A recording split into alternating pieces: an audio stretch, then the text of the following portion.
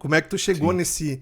nesse afunilamento, assim, como é que foi pra tu reduzir a quantidade de times que tu trabalha e pra tu melhorar, pra tu te aperfeiçoar nas ligas e nos times que tu trabalha hoje? Como tu chegou nesse range aí, nesse grupo que hoje tu trabalha mais? Bom, começou. A minha virada de chave foi na Copa de 2018, quando eu acabei fazendo menos jogos ali e vi que o meu resultado foi exponencial. E a Euro também foi muito boa nesse aspecto. Nessas Mas eu competições, comecei. obrigatoriamente, a gente tem que acompanhar um jogo por vez, né? Não tem o que Sim, fazer, então tu te é obriga a dar muito. foco total naquilo, né? Exato.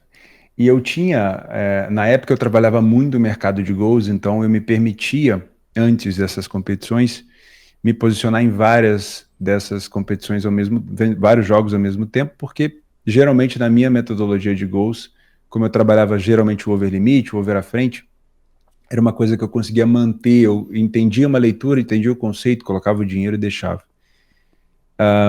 Ao mesmo tempo que eu fui percebendo, e todo mundo vai perceber isso ao longo do tempo, o over limite ou o over à frente é uma metodologia que você precisa volumar muito, né? Você tem um range de lucro ali muito pequeno, porque você tem uma, sei lá, 50% numa odd 2. Se você tiver uma porcentagem um pouquinho a mais, para você sugar daquela porcentagem a mais um lucro exponencial, você tem que volumar muito, né? Então, Qualquer isso. variância vai derrubar a tua Exato, lucratividade, né? exatamente. E aí você fica naquela questão de volumar, você fica naquela questão de excesso de jogos. Isso me deixava realmente mais exausto no final do dia, eu já não estava conseguindo ter um desempenho melhor.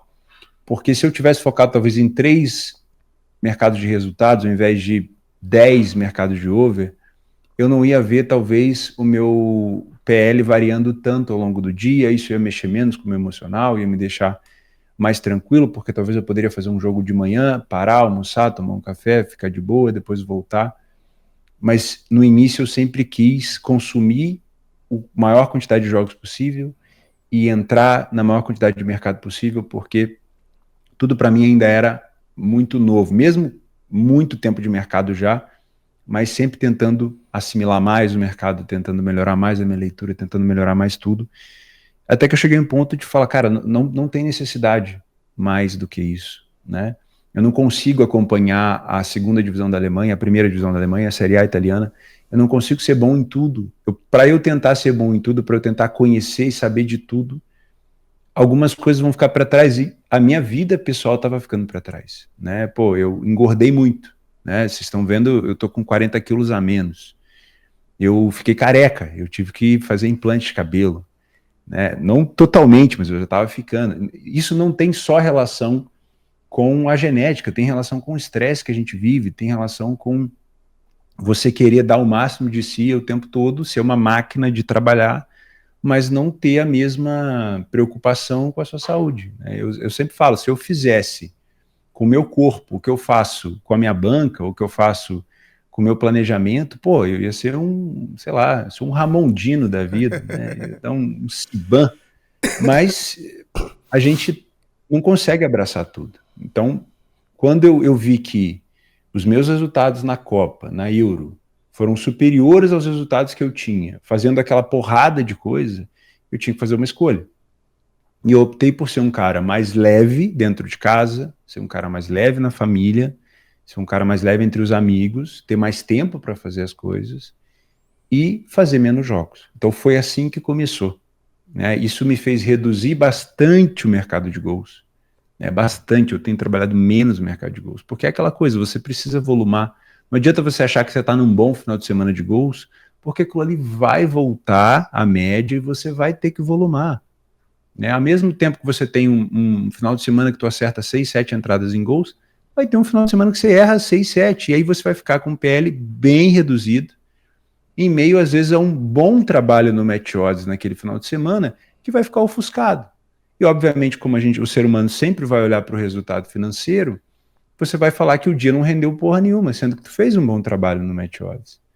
Então, a minha variância no match odds é muito menor, Então eu consigo ter uma sequência muito maior de lucro, eu consigo, ter uma noção quando eu erro no mercado do match odds, porque no mercado de gols, você faz boas posições que dão errado. Você abre boas posições que não vão ganhar. No mercado do match odds, geralmente as boas posições, elas não vão te punir tantas vezes em sequência. Você vai tomar um gol ali, aqui, ó, ali, o famoso gol da bunda, mas não vai ser sempre, não vai ser o tempo todo.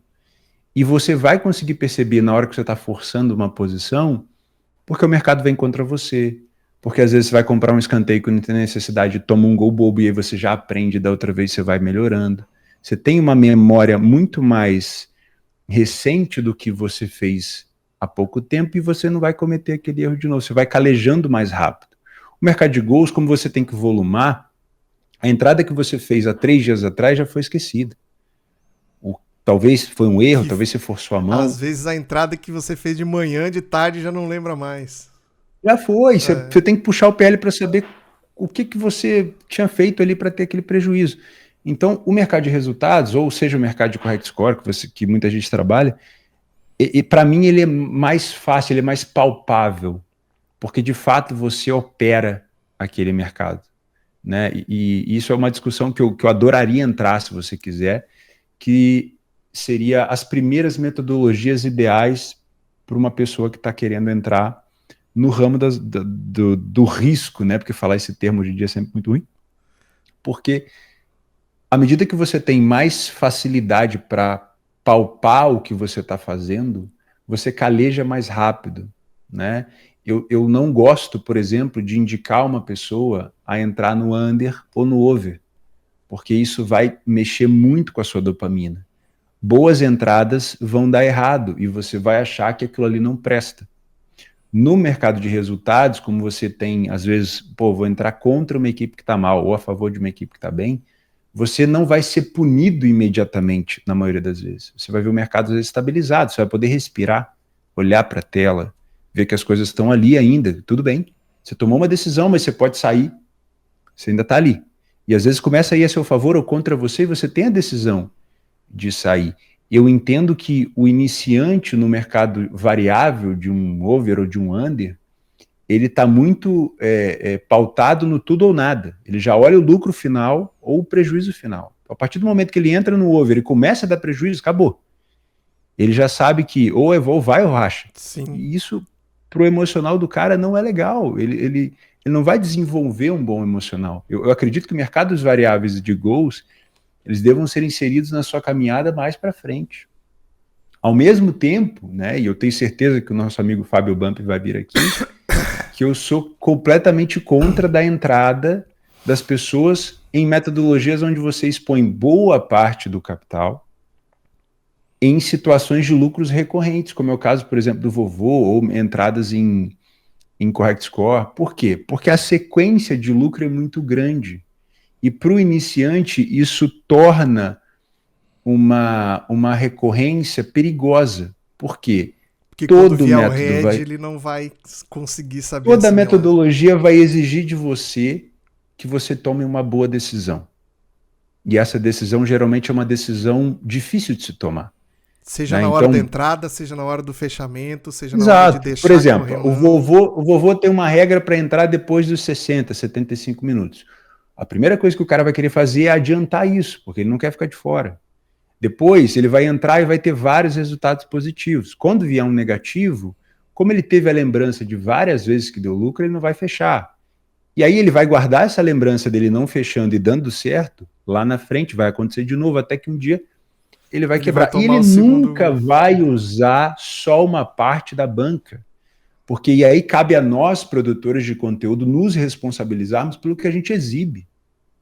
Pelo que a gente exibe. A partir do momento que eu decidi, por exemplo, expor o que eu fiz na Copa do Mundo de 2018 ou na minha Euro de mais para frente, eu sou responsável pelo usuário que vai depositar mais dinheiro do que deve. E às vezes a gente se deixa levar pelo ego, a gente se deixa levar pela comparação, a gente se deixa levar, mas a comunidade está partindo por esse lado, então se eu não mostrar dinheiro agora, eu não presto mais. É o mesmo caminho do BDM que a gente acabou de comentar, que se eu tivesse surfado a onda dos palpites, Sabe qual que é o problema? A partir do momento que a gente quer navegar num lugar que a gente não é aquilo, fica difícil, cara, Sim. porque facilmente a gente não vai conseguir manter. E as E eu pessoas tentei, percebem. eu expus o conteúdo ali, cara, eu me senti muito mal. Porque eu expus numa época que estava todo mundo fazendo, naquela coisa de validação. E eu me senti muito mal por ter cedido essa pressão.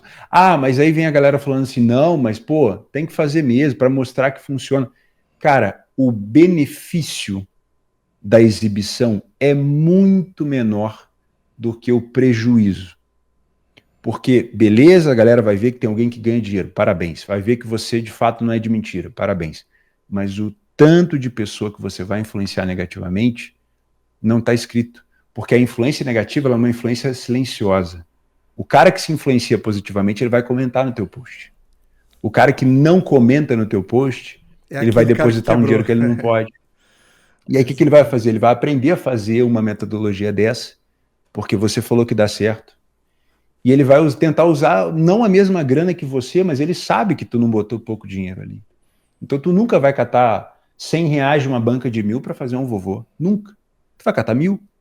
E aí tu vai tendo essa sensação de crescimento, porque o lucro vem, e eu costumo, até brinquei, eu tive recentemente na comunidade do Bolsa, no Discord, com o Draco, com o Fábio, e eu brinquei que para mim, quem começa fazendo metodologias que têm sequências de lucro muito grande, elas vão se tornando apostadores mais fofos. Porque você, quando precisa agir, você não tem capacidade. Você não tem estômago. Porque a partir do momento que R$1.000 é a sua entrada e é a sua banca, quando você tem a sua banca sendo reduzida ali em 20% numa entrada, em 15% numa entrada, tu não vai fechar. Tu pode fechar uma vez, mas vai lembrar de várias outras que tu não fechou e deu certo. Então a chance de você tomar e vai acontecer um head total, um prejuízo total, é grande. É claro, quem divulga sempre vai falar, mas eu falei para usar só uma parte da banca. Mas as pessoas, elas não estão acostumadas a ver um dinheiro tão alto.